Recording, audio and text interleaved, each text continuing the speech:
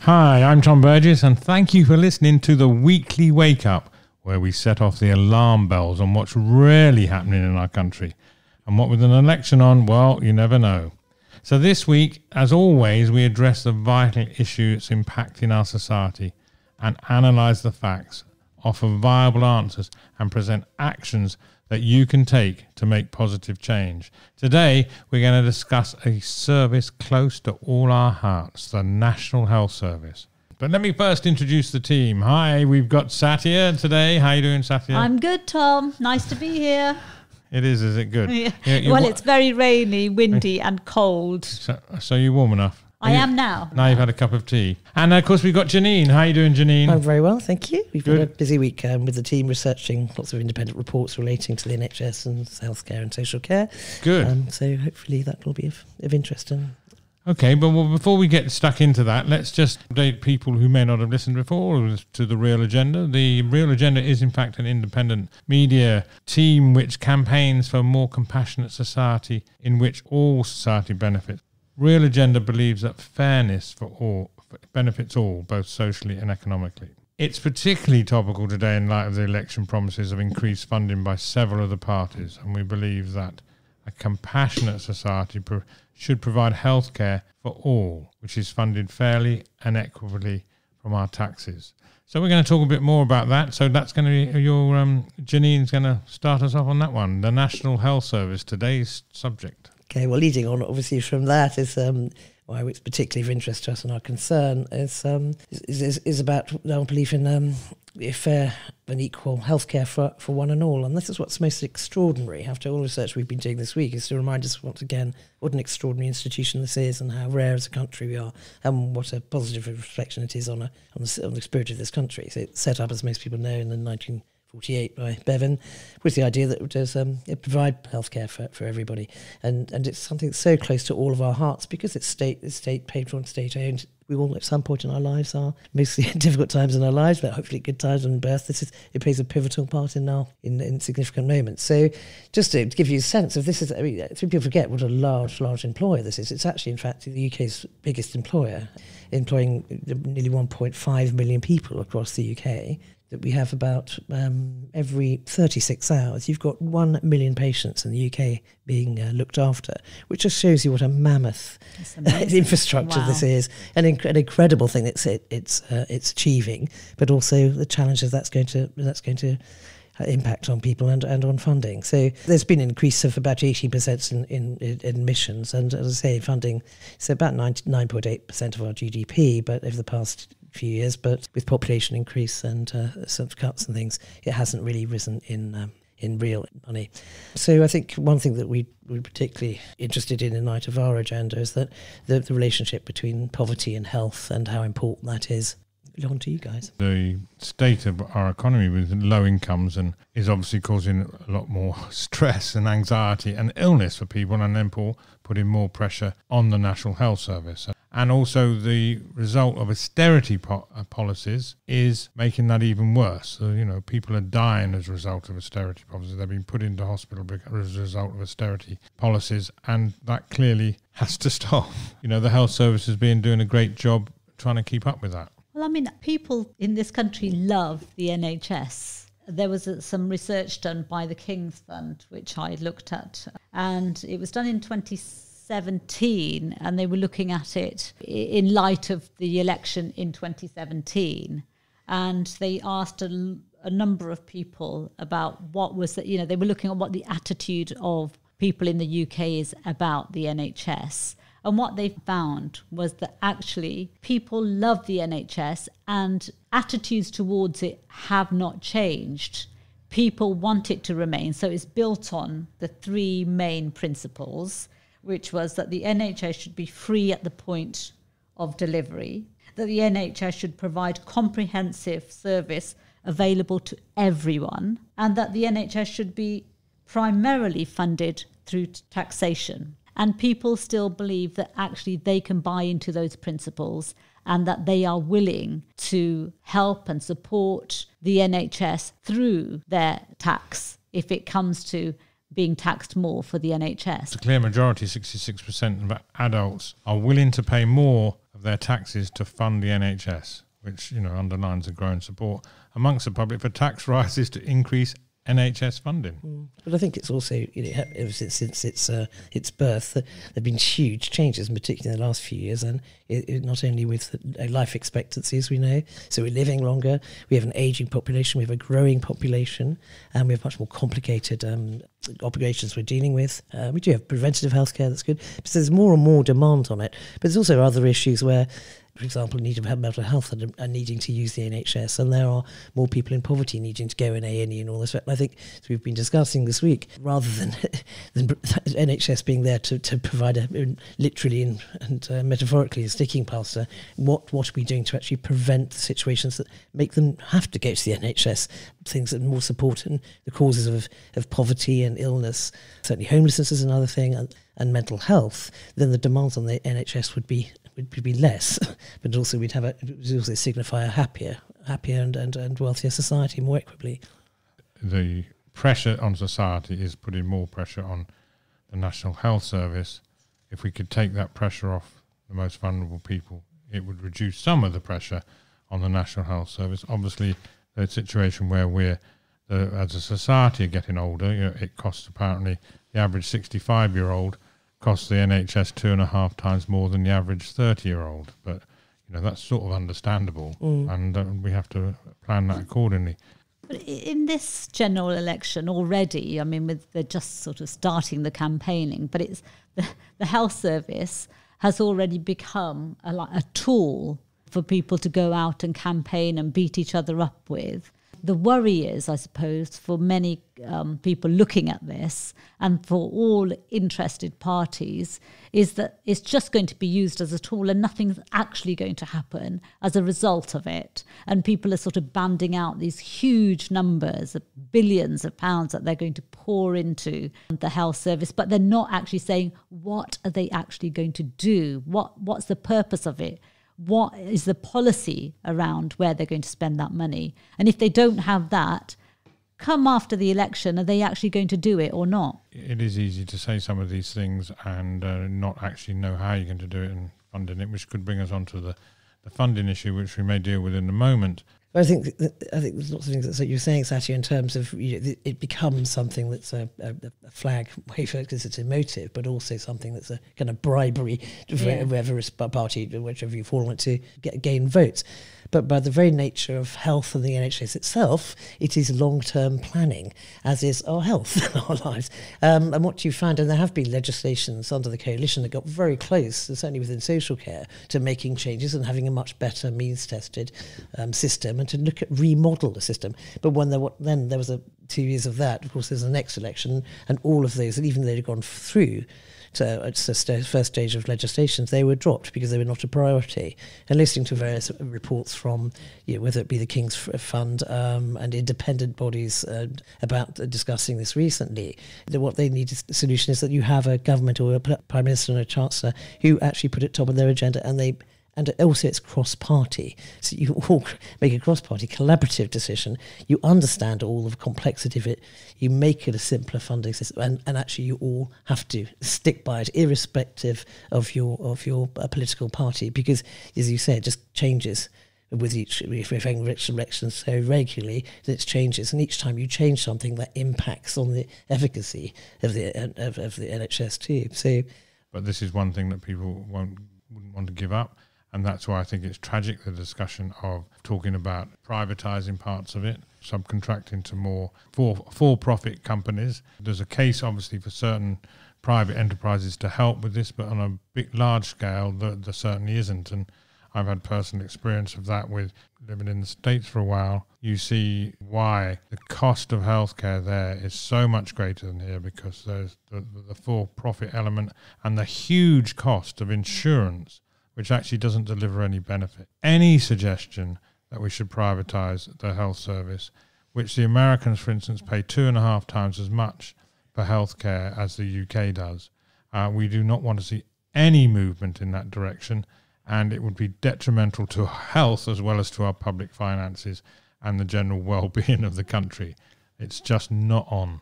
what we're seeing just from, the rhetoric that's going round is that the politicians don't seem to be aligned to what the public is thinking. I mean, I think the public still thinks that the NHS is the jewel in our crown and it deserves to be looked after and nurtured. It's precious. And they need to understand that they mustn't play with it. They must not play with it. Well, there's another factor there, and there's also research that shows that actually that the policies that people want don't match the 1% want.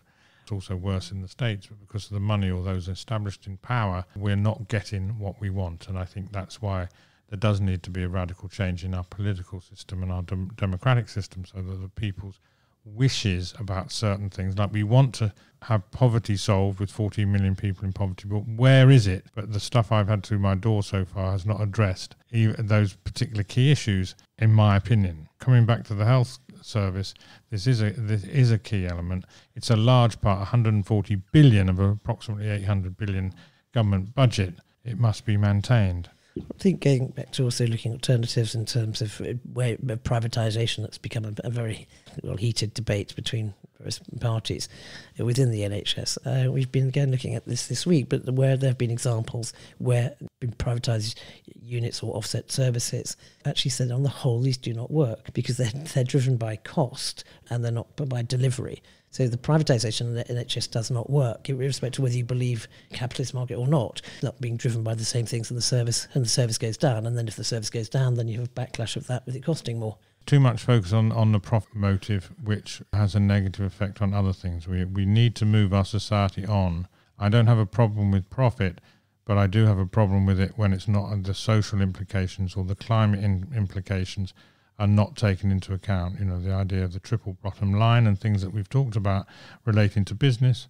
And I might as well say it, but we've got a series called Profit for Purpose, which you should listen to, which is exactly about that. But coming back to the National Health Service, and also I can register some experience here because I actually worked for 8 months many years ago in a hospital management and commissioning a new hospital. And one of the things you realise, it's such a team in this is in hospitals, but the whole health service, there's loads of different professionals. And a lot of the professionals, it's a bit of a joke really, some of them feel that they're the top ones, particularly the consultants. One of the big issues for hospital management is deciding where the consultants can park their cars. I joke a bit here, but it is a bit of a thing. But of course they are very important to the health service, as well as all the other, both the medical support staff and the technical support. But I must say, working in a hospital, it's tough work. It's a lot of fun otherwise. Yeah, that issue about the doctors being really important. I mean, it's the same about the GPs, where the Tories I'm going to have to mention a party, if I may, Tom. Okay. I know we don't like to. I thought we were only going to mention the Christmas Tories. Party.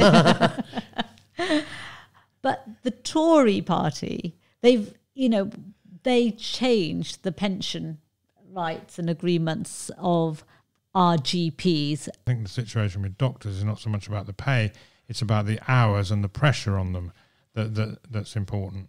Yeah, no, absolutely. I absolutely agree with you on that. Particularly GPs, because they're very hard to get hold of and to keep. And to get appointments with as well. Well, that's part of the problem. And it is. That's part of the problem, because so many have left the service that there just are not enough GPs at the moment. Apparently, going back to the formation of the National Health Service, if I can remember some of what I actually studied all those years ago for my degree in public administration. Ooh. And I actually did get a degree, I actually passed it. Did you know that, Janine? Do you believe him? Of course I believe him. Of course. I've got the certificate. One of the things there was that when they set up the National Health Service, they had back in the late 40s, after the Second World War, there was quite a difficulty bringing everybody on board. And so the doctors actually got a very good position because they had to encourage the doctors to come on board to the National Health Service.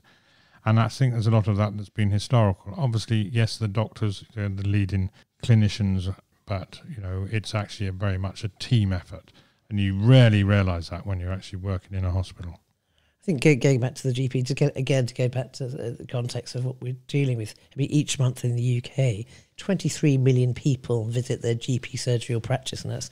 And to give you a sense of that, that's actually 3 times the population of London every month. So again, it is enormous. It is enormous organisation to manage. But again, going back to, if you're going to the GP and you're only getting 10 minutes and they're only allowed this because the funding won't allow, then I don't think they can give the best diagnosis or give the best care or advice on preventative medicine. So yet again, we're going back to the NHS is there for people when they get ill, but can we look back at why certain people are getting ill? How are we going to educate them on that? And why is there more illness in impoverished or most deprived areas?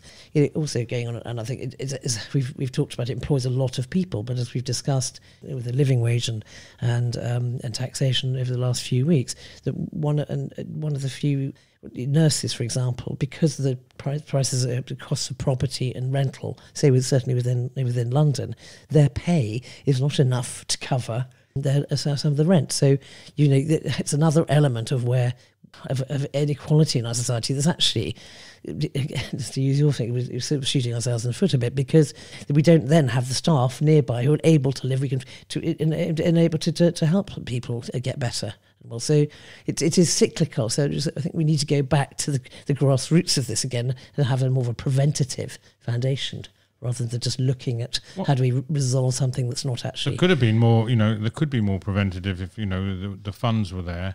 And also the other problems of obviously unaffordable housing, which affects vital professions, is another sort of criminal situation where we could provide affordable housing. There are ways of doing that, and we're not doing it. And it makes it very difficult for key workers like those working in hospitals. Or 8% of the public service sector can live in only 80% of cities. But let's look at how we could fund it. A lot of it, not everything, but a lot of the thing with the National Health Service, because there's a lot of talk, it could be more efficient, it could do things in different ways, but a lot of it comes down to the money. How are we going to get this money? People say, we haven't got the money. Right, well, of course we have, because one of the things that we could do to put, say, 15 to 20% more into the National Health Service, which would make a significant difference. That's something like 20 to 30 billion into the National Health Service. How could we do that? We could do that by a tax on wealth. Those with a certain amount of wealth were contributing more. And one of the ways of convincing people that this could happen is that it's set aside for the National Health Service. So if we can raise money through a tax on wealth from people that have already accumulated a fair amount, that they contribute it back to society, and it helps fund the National Health Service. I would also say health and education. Use the wealth of the very wealthy to contribute back to society to really boost our health and education, and it would boost the economy. It would make people feel better. It would, more fulfilled lives. It would just be terrific. But we've got to step up and say, this is how the money is there. We've got to ask the right people to contribute. Again, I think it's the politicians don't have the guts to actually have that debate, because from what the reports are telling us is that people are willing and happy to pay more to maintain the health service. But the politicians don't have the guts to have the debate because they don't think that they're going to want to do it. And so they're too frightened to discuss it. There has been proposals like put another 1% on income tax to fund the health service. And everybody be prepared to pay more tax, which we discussed earlier. But I'm also saying it's those with the wealth that should put that back in. And if we did that, rather than we want to take it off people who already don't have a lot of money or struggling. But I really believe that if we went to those people and we had the discussions, we had the debates, we would come out with a very, very positive answers. But maybe the politicians are thinking, we can't go to these people because... you know what? They might leave the country. Oh, I heard that so much. But again, it's ridiculous. It won't happen. It's ridiculous. And if they do leave, that's good night. And goodbye. Investment from some levels of new taxation is an investment in the future of the country that actually will mean certain things will cost less because we don't need them so much, certainly in terms of how that you're better educated, you're healthier, you'll be less mental health. Why is there so much problems in mental health at the moment? And that's a socially driven thing. I mean, just another figure, I'm sorry, I'm full of them this week, but there's actually a number of antidepressants that have been prescribed over the last few years. It's increased threefold within the last 2 or 3 years. I mean, that's extraordinary figure. It reflects real problems in our society. But having looking at what is actually causing these things. And government policy is making people ill. Well, Brexit is, Government policy is making people ill. And we can show that. I'm putting pressure on Austerity, the NHS. it is. It is. And this is one of the things we did through the campaigning group, Taxpayers Against Poverty. It was a seminar showing about social death, how it was increasing. The austerity was making people ill. It was ruining their lives. It was obviously putting more pressure on the welfare budget, putting more pressure on the health budget, and so on. And it is just crazy. I think we've said this before, Tom and Janine, that we need a real mindset shift in terms of how we think about it. So if we come full circle, the NHS was built on compassion. It came out of care and compassion for the people of this country. Unless we go right back to basics and say, what sort of society do we want? What sort of country do we want? Do we want to be a more compassionate and caring society?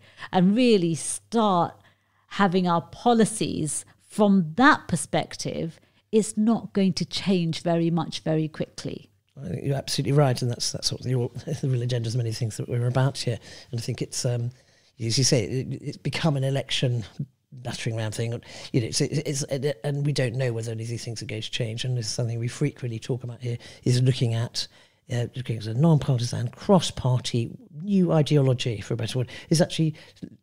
So looking at the laws or the infrastructures we have, the taxations and things we have existing, so just tweaking them or giving a bit here or whatever, is really reassessing them. But they're driven by, what is it? We've said this last week in Constitution. If we believe that everybody in this country should have free care and free good education, because that's what we believe, and we believe the results of that is actually very good for society, then that's the point at which we start and the funding for that, and then what is needed, and then we work out. How do we get that? But at the moment, it's all being distorted by just the immediate objectives of politicians just wanting to get in the next time. But I know, and the money is there. If you look at the figures, the money is there. It can be made available. It's not just a question of they suddenly found 100 million to do a propaganda campaign, but we're talking about big bucks with the National Health Service. And the money is there. We're just not asking the right people to contribute. Yes. And if we did that, that would make a big difference. So is there anything else we want to add on this subject for this week? There's a couple of things. I know we wanted to talk briefly social care that comes under a different funding system. But I think that it's also very interesting that you've got more than 250 charities funding the NHS. About £321 million comes from various charities of obviously lots of different sizes. There's many benefits of this with cancer research, because some of that can go into research but that is extraordinary that some of that money has gone into a charity that companies have made a voluntary decision to give that amount of money. So that in itself suggests that there is support, more than wedded support. So maybe we could just turn it something on its head again and look at, well, if there's that willingness, then why don't we address actually going to other people or to the country and saying, let's see how we can all make this in a means-tested fair way, because we care about it. We know it's essential. And you mentioned social care, Janine. I think there's a real crisis going on here, and it's going to get worse, because we're becoming a more populated, and our population is growing older, and we're going to need. Me too.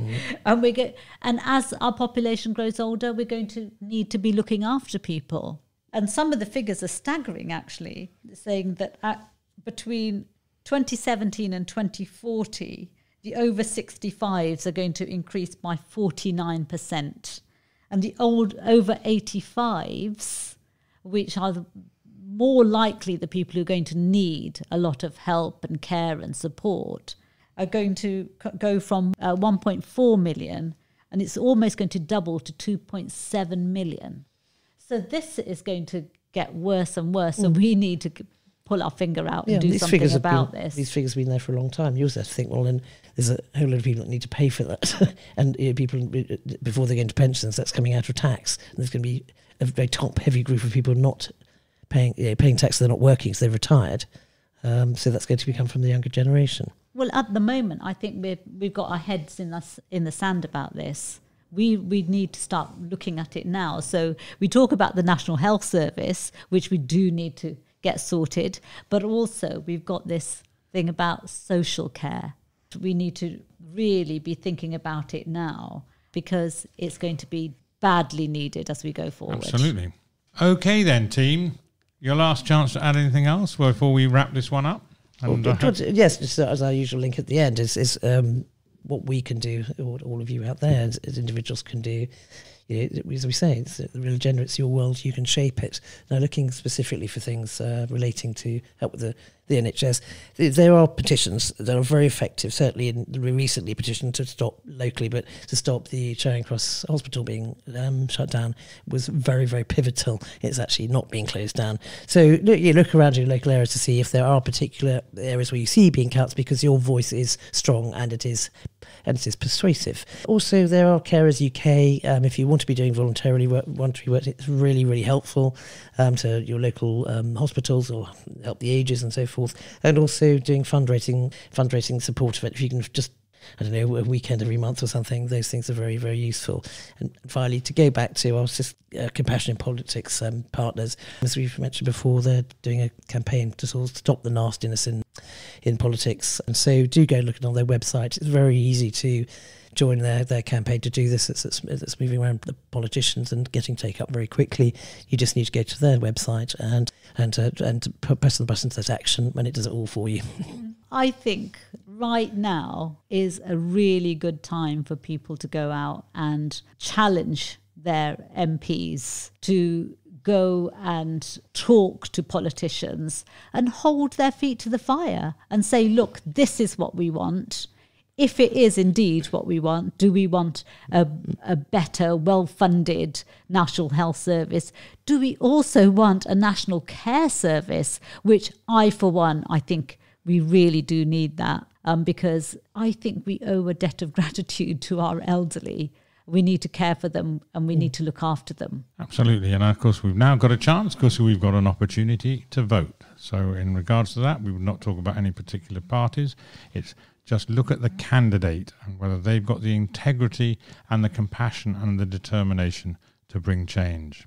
So that's the show for this week. We hope we've woken you up and that we've helped inform, inspire, and that you'll want to get involved in making change happen. Now, you can email us at info@realagenda.org or contact us via our website, realagenda.org. Now, what's coming up soon on the Real Agenda? Well, we've got, this week, in fact, we have a living wage special from our colleagues, Taxpayers Against Poverty, in their Hungry, Homeless and Powerless series, specifically about the living wage, where we talk about to Catherine Chapman, who's the director of the Living Wage Foundation, and also to the Reverend Paul Nicholson, who was instrumental in getting the original calculation started. So give a listen to that. And also Rebel with a Cause, Julian Richer, talks about his thoughts and ideas as the first in a 3-part series, where Julian talks about what he thinks could be done on both tax and business and a whole host of things. So that's certainly worth a listen. Of course, the weekly Wake Up will be back next Friday. Special thanks to our sponsors, the Reverse Media Group, one of the fastest growing search and media companies. Find out why at reversemediagroup.com. One thing is certain, people want to see change to a more compassionate and just society, as well as a more courageous politicians prepared to do the right thing for the people over party. It's urgent and it's up to us to make it happen. That's the Real Agenda, and I'm Tom Burgess, and I'm here with a goodbye from Satya. Goodbye from Satya. And also bye from Janina. Thank you for listening. Okay, that's the Real Agenda. As I said, I'm Tom Burgess. Thank you for listening, and we look forward to talking to you again soon.